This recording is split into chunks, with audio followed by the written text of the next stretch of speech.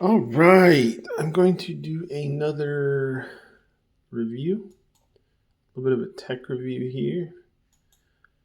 I haven't done one in a little bit. I guess I'll try to make this one a little quicker because these tend to get really long. But just wanted to make a little review of this phone I picked up, the Oneplus Nord N30, which is the one on the right. This is the last gen version called the Oneplus Nord N20 on the left. So I can talk a little about the differences. I've owned both of these. Well, this one I just got in today. This one I've owned for I think a year. I can talk a little bit about how I purchased these. I've got a long history with budget phones. I like to always keep, these are good spare phones, for example. Like I've got a OnePlus 12R as my main phone, which I only paid $340 after tax for that too. And it's a 16 gigabyte version. So it's really nice. It's a flagship. I mean, I guess it's a little bit less than a flagship, but it's freaking amazing. It's got a Snapdragon 8 Gen 2, 16 gigabytes of RAM, really nice display. Some people, people always say, reviewers say the camera is not as good as like Samsung, Pixel, and iPhone. But to me, the camera is really nice coming from OnePlus 8T, which is like 4 years old. I guess cameras have just advanced that much in an amount of time because it looks really beautiful to me, the pictures. But I've never been one for like phone photography anyway. So, I can see the differences a little bit, but not that much. So, to me, it's really great. The 12R, So, talking about these phones, like I said, they're more backup, or I may give them away to people, things like that. Like right now, I just have both of these. I got the N30 and the N20, and they're kind of backup. And I did have to use this. I don't. Yeah, I did have. Yeah, what happened was I had a OnePlus 8T, which is more of a flagship from when it came out, which was I think like 2020. And it was getting really long in the tooth. I'd had it for like close to 2.5 years, if I remember. And it was still working fine. It was still plenty fast, even though I had a Snapdragon 865. It had 12 gigabytes of RAM, which was a lot when it came out. So it stayed fast. And but I started not getting texts. I'm on this network called Visible.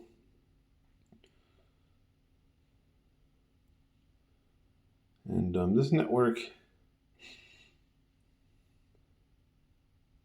is it's kind of a little bit of a cut rate, but it's based on Verizon. I've been really happy with it, but it started to not get texts on the 8T, and it was the phone's fault, I guess. It was really weird because it would not get texts from some people, but others it would.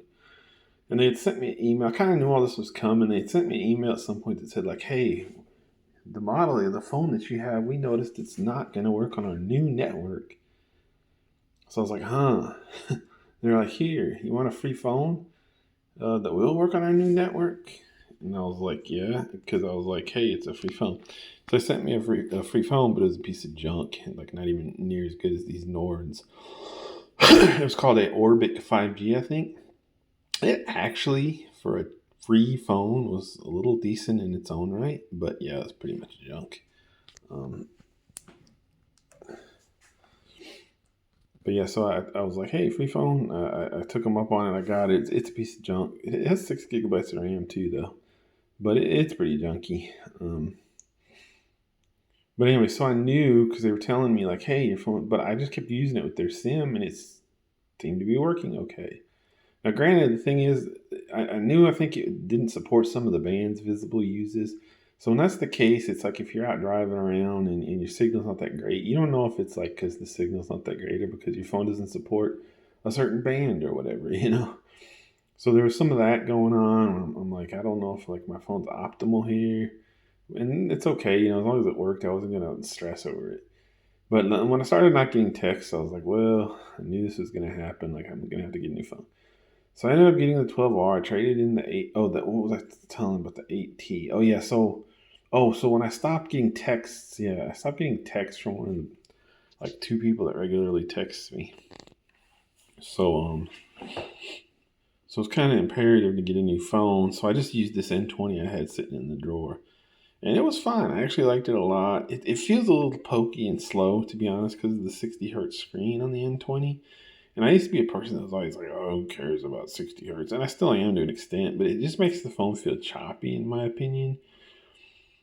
So that was one problem with the N20. I really like the size of it, though. I like the OLED screen. It's 6 gigabytes of RAM. It worked better on Invisible. It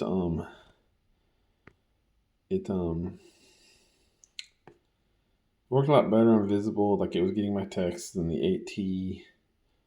So all was good, but like I said, it does feel a little slow and choppy to me, which is more because of 60 hertz. It's a Snapdragon 695 CPU, which is what? Oh, I hate this stupid stuff. I hate new phone bloat, man. You get all these freaking pop-ups that are so annoying. Anyways, so yeah, so the N20 was fine, but a lot of people have compared these two. I just got the N30 in. I can quickly go over how I bought these. I buy them. Maybe I shouldn't be saying this, but I buy them. I buy them through this little loophole. I go to this forum called Slick Deals. I think I talk about it every electronics video I make because I always get crazy deals on my phones. For example, like I think I just mentioned, I paid $340 for this 16 gigabyte OnePlus 12R, and that's because of trade-in. Various discounts, like they had a education discount going around. I got that even though I'm not a student. All you need is a .edu email. I have one of those. There was another coupon for 30 off just randomly going around. I mean, I stacked all these coupons, discounts, my trade-in for my 8T. They're giving me like way more than it was worth. This was when the 12R first came out. They're giving me like $260, and that phone's worth like maybe $80 in my opinion nowadays.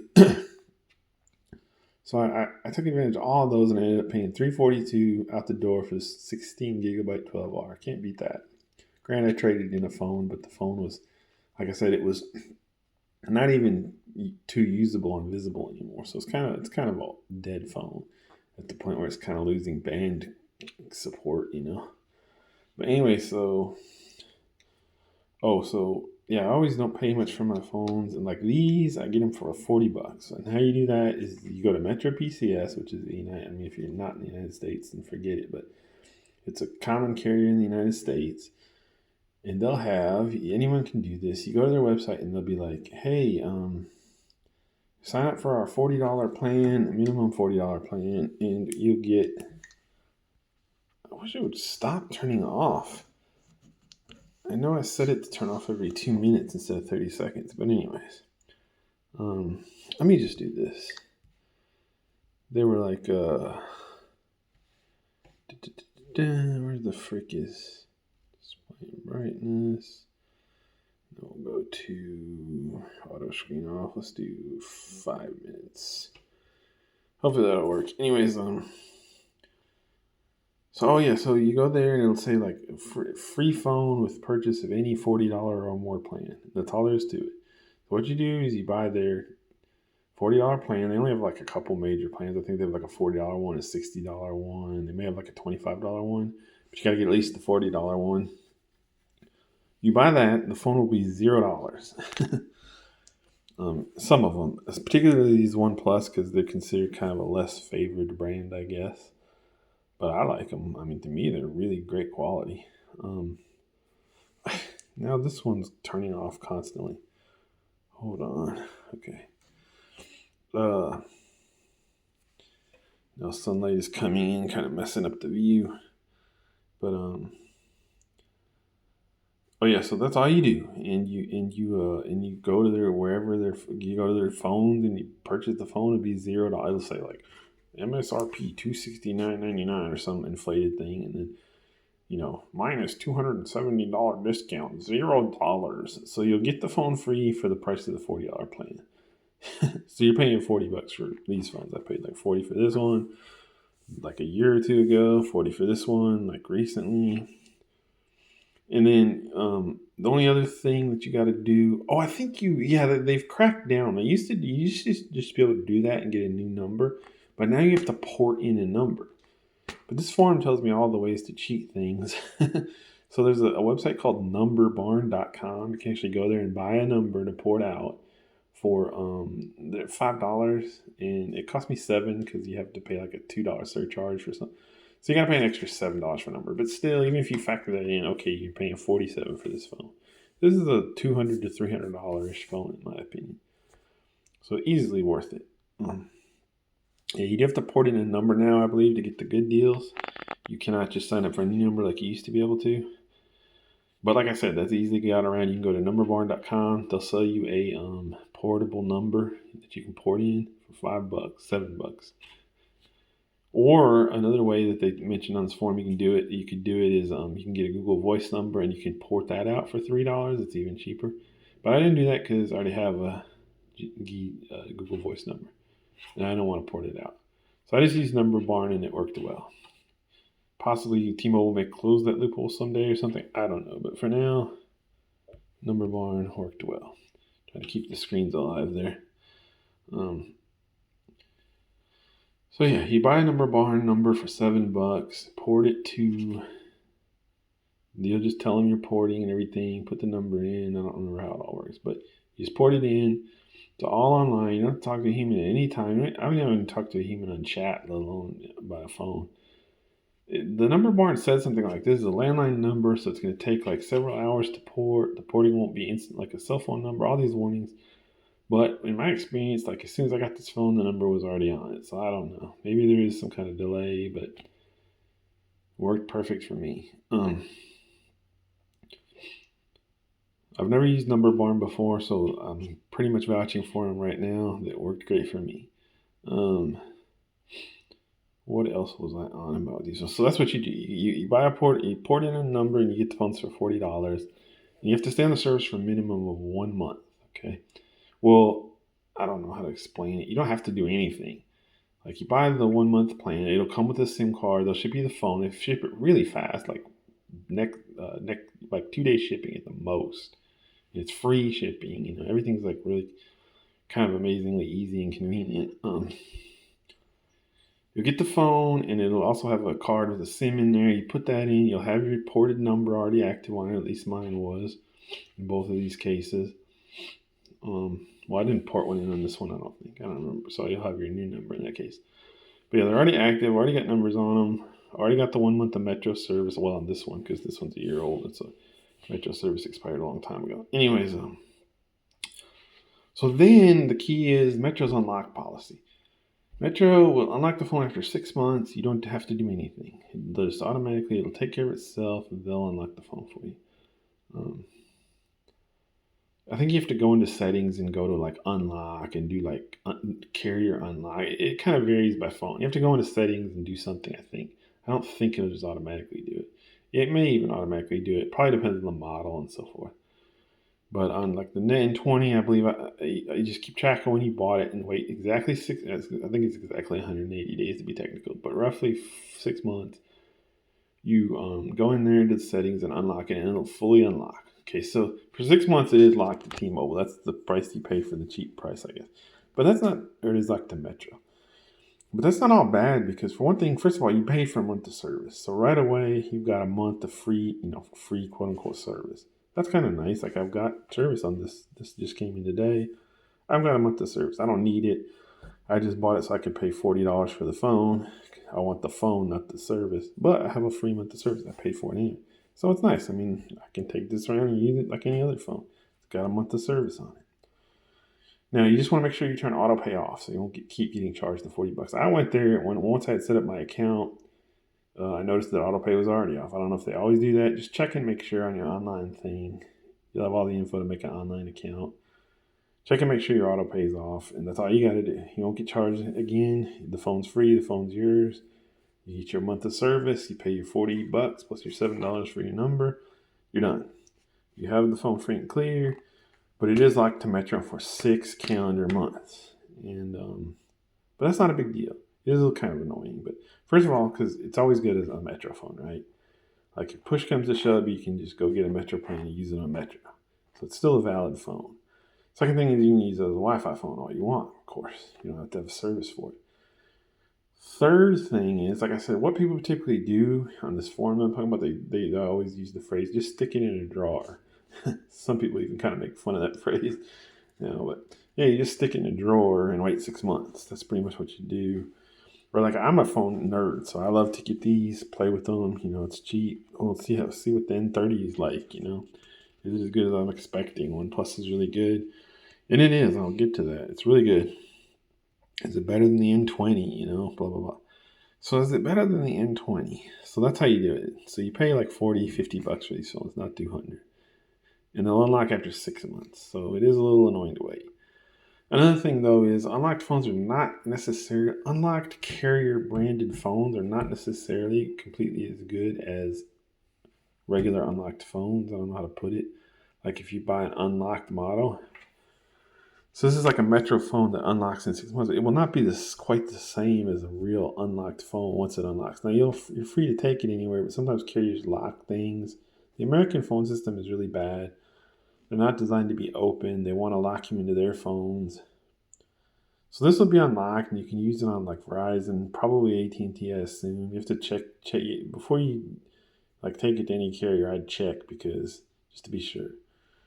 So it'll be unlocked though, and you can take it to any carrier. It may have some little features like Wi-Fi calling. I don't care about that. VoLTE they call it. I think it's like voice over LTE, and it gives you like higher quality voice because it's using voice over data rather than voice over cell phone line or whatever. I don't know. It's kind of a premium feature. Some carriers might not support that. Like if you had an unlocked n30 and you took it to like AT&T, it might not support like Wi-Fi calling. Whereas if you took if you took this to AT&T, it might not support. This is just an example. I have no idea the specifics, but I don't know if this is true. But it might be something like if you took this phone to AT&T after it unlocks in 6 months, it might not support Wi-Fi calling at AT&T. Whereas if you took an unlocked n30, like a legit unlocked one that you bought from OnePlus's website that didn't have any carrier affiliation, it might support Wi-Fi calling at AT&T. Stuff like that, but you just can't tell, and it's like it's all going to be kind of fringe stuff. Just to point out, it's not 100% as good as an unlocked phone. But it's still an unlocked phone. You can still, in theory, take it to any carrier. What else?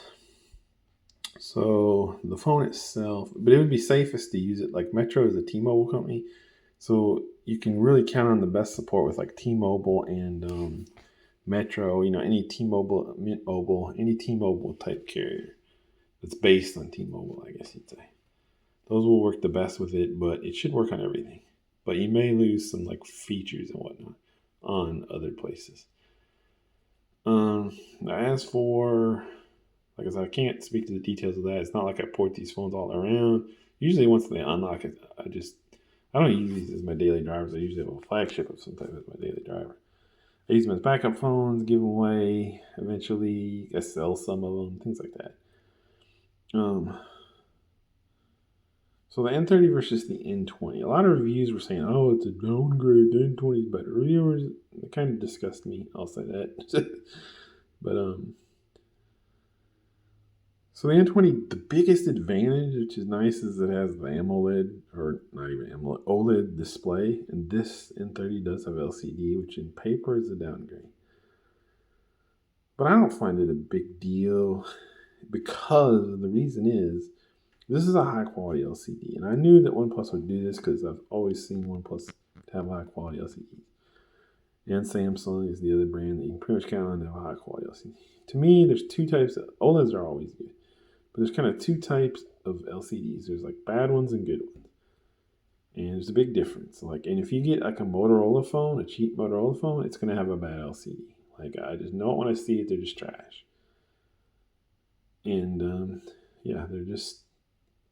And who has good LCDs? Like I said, in my experience, Samsung always has good LCDs, even on their low end models. Well, that's the only Samsungs that have LCDs. Like at an A23, it had a good LCD. Like I said, I can just tell pretty much immediately if it's a good LCD or not. And I could tell immediately this n30 is a good LCD. So you're not missing that much. One way I tell, this is really weird, but you see this? The brightness setting. It's right around half, like right here. That's higher.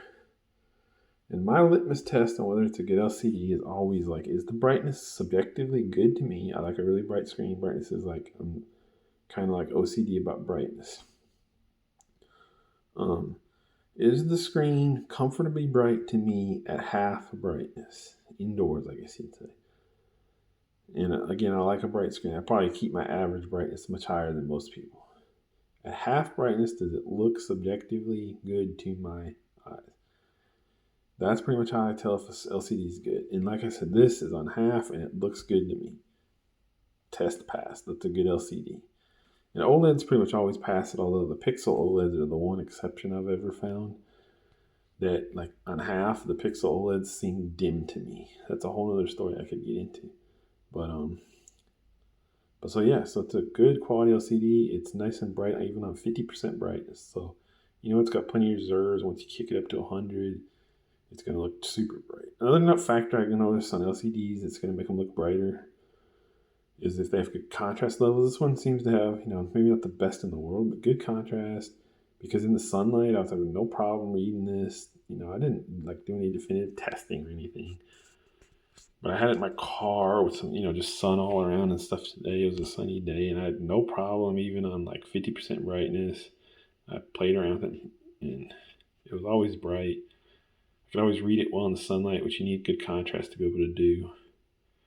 So yeah, and so the downgrade is the LCD from the N20. But what's the upgrades? The upgrades is it's 120 hertz screen instead of 60 on the N20, and it's 8GB RAM instead of 6GB RAM. Both of them have the same chip, a Snapdragon 695, which is a solid but not great. I wish it would have, it'd have been nice to see a chip upgrade, of course, but it's plenty. It's fine. It's fast. And like I said, overall, it's tempting. Like I like the N20 size when I was using it for a couple months. It's nice and pocketable, and I really kind of want a smaller flagship, which OnePlus doesn't make, and that's one of my gripes with OnePlus right now. I kind of desire a smaller flagship, but I also like big phones, so it's kind of, I really enjoyed the smaller size. It's a 6.4-inch display, I believe, of this N20 when I was using it, compared to like my 12R or even this N30. You can see it's slightly bigger, but it's very pocketable, so I like that. And of course you like the OLED, but this also feels much choppier because it's 60 hertz. This feels good. This feels what I wanted it to feel like. It feels fast. I know there's 8GB RAM powering of it. So to me, that gives the CPU a lot more headroom. Like the Snapdragon 695 is not the most powerful CPU. When you pair it with enough RAM, where it's got room for all its apps to run smoothly, it's just like my 8T in how it felt like 100% smooth, even though it only has Snapdragon 865. Well, what were the two factors in that? One, it had like a 120 hertz display. And two, well, that's probably two, because one was it had 12 gigabytes of RAM.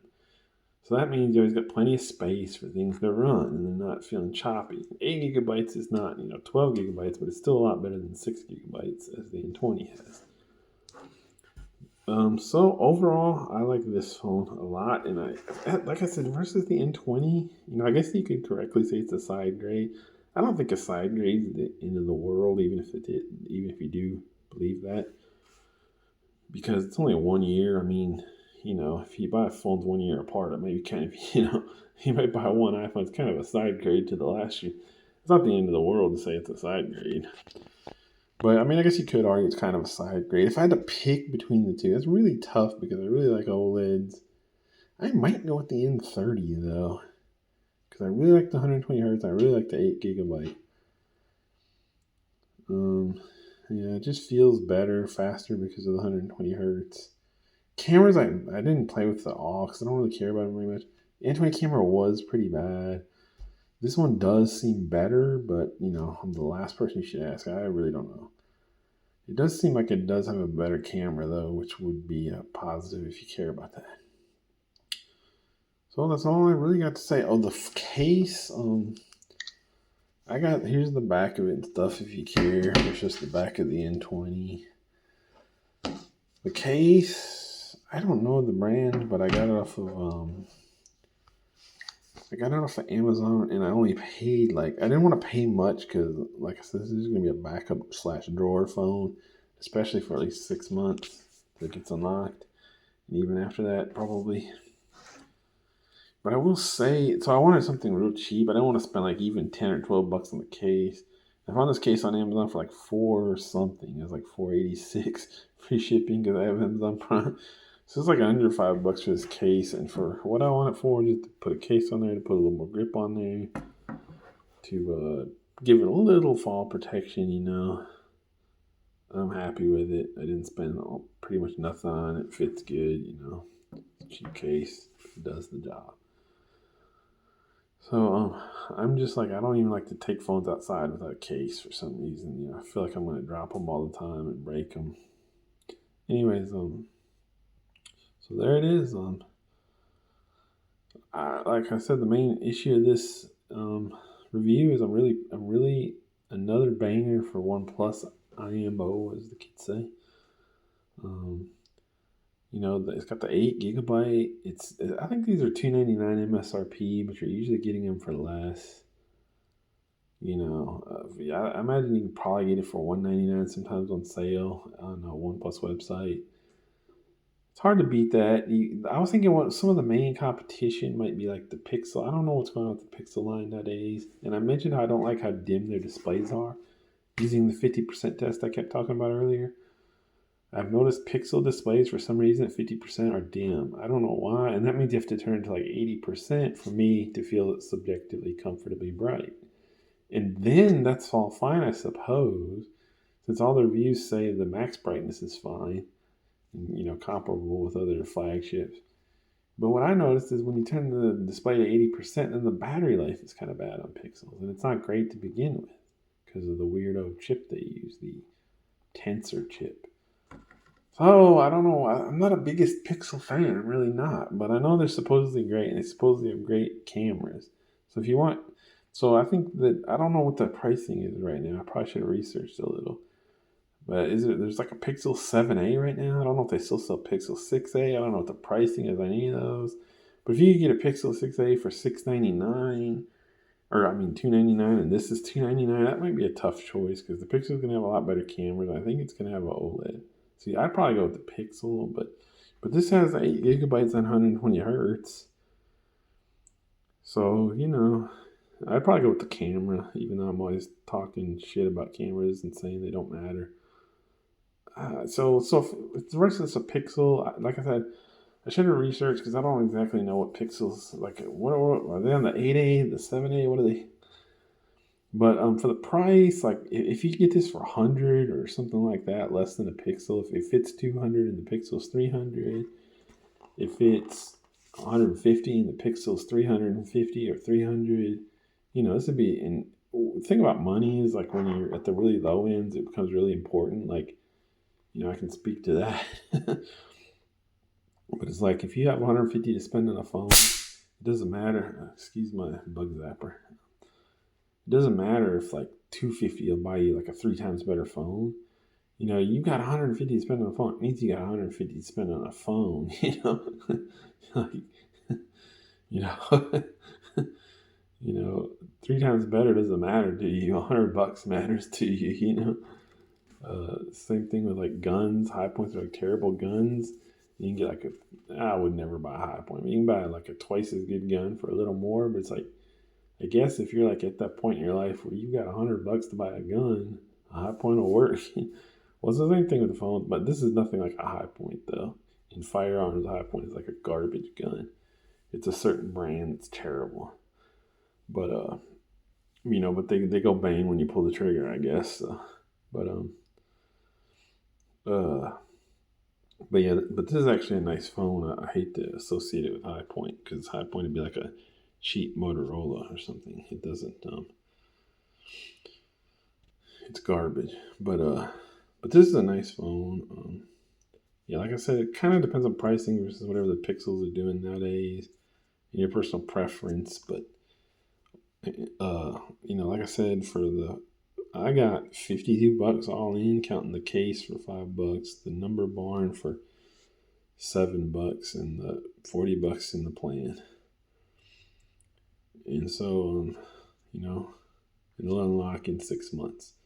and I got a month of service on it at least. So yeah, another real winner from OnePlus. It's smooth, it's fast. It's a very very competent phone, especially for the price. No reason to suffer with a horrible Motorola when this thing is this cheap.